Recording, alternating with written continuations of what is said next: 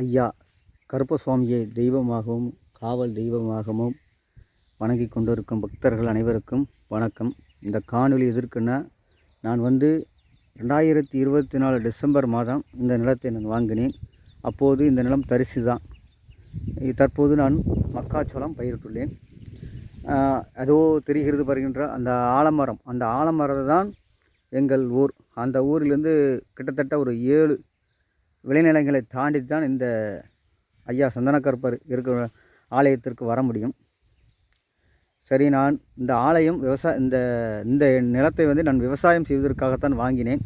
தற்போது எனக்கு அவர் அந்த உருவத்தை காட்சி கொடுத்து ஐயா உருவமாக எனக்கு தோன்றினார்.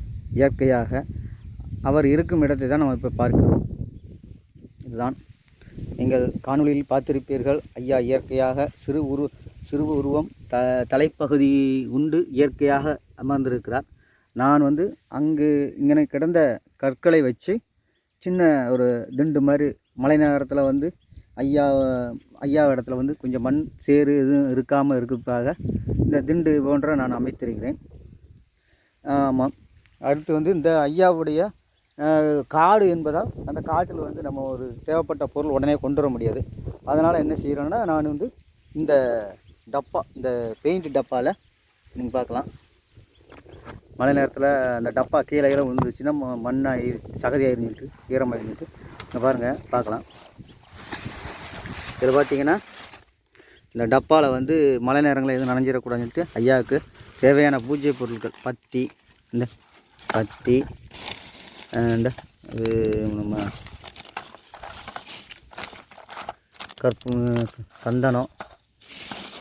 சந்தனம் மற்றும் கற்பூரம் இருக்குது. கற்பூரம், இது ஜாஸ்மின் ஷோப் ஒன்று இருக்குது. இது நம்ம எல்லாமே ஐயாவுக்கு தேவையான பூஜை பொருட்களெல்லாம் இந்த இந்த பெயிண்ட் டப்பாவில் வச்சு மூடி வச்சுருவேன். மழை நேரத்தில் மழையில் நனைஞ்சிடக்கூடாதுன்ட்டு இப்படித்தான் நான் வழிபட்டுருக்கேன். ஐயா பக்தர்களே, இதுதான் ஐயா இருக்கிற சன்னதி. ஐயா எப்படி இயற்கையாக நேச்சுரலாக இருக்கிறார் என்று நீங்கள் பார்க்கலாம். ஐயா இடத்துல அதே போல் ஒரு சில பக்தர்லாம் இங்கே வணங்கிட்டு போயிருக்காங்க. அவர்களுக்கு என்ன வேண்டுதலோ அந்த வேண்டுதலெல்லாம் நிச்சயமாக நிறைவேற்றி தந்திருக்காரு. அவங்க சாட்சியாலாம் இருக்காங்க.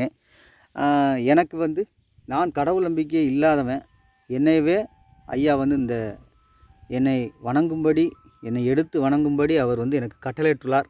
நான் அதன்படி இந்த நிலத்தை நான் ஐயாவை ஆலயமாக வச்சு வணங்கிட்டு இருக்கேன். முடிந்த பக்தர்கள் எனக்கு இந்த ஐயாவுடைய ஆலயம் எழுப்புவதற்கு உதவி பண்ணிங்கன்னா ரொம்ப நல்லாயிருக்கும். உங்களையும் நீங்கள் ஐயாவை தெய்வமாக வணங்கியிருக்கும் பக்தர்கள் உங்களை அனைவருக்கும் ஐயா தெய்வமாக இருந்து உங்களுக்கு வேண்டிய வரங்களை தருவதற்காக நான் ஐயா இடத்துல பிரார்த்தனை செய்கிறேன். முடிஞ்ச அளவுக்கு நீங்கள் சப்போர்ட் பண்ணுங்கள். சப்போர்ட் பண்ண முடியவில்லை என்றாலும் நிறைய பக்தர்களுக்கு ஃபாலோ பண்ணுங்கள். நிச்சயம் ஐயா நல்லதை தருவார். ஐயாவை நம்பியிருக்கின்ற பக்தர்களுக்கு ஒருபோதும் கைவிட மாட்டார். அது நம்மளுக்கு தெரியும், ஐயாவுடைய பக்தர்களுக்கு தெரியும். ஐயாவை மிஞ்சின இந்த உலகத்தில் எல்லா தெய்வங்களுக்கு காவலாக இருக்கிற ஐயா நமக்கு நல்வழியை காட்டுவது போல் இந்த ஆலயம் எழுப்புவதற்கு ஒரு நல்வழியை காட்டுவார். சுவாமி சரணம், கருப்பசுவாமி சரணம், சந்தன கருப்பசுவாமியே சரணம்.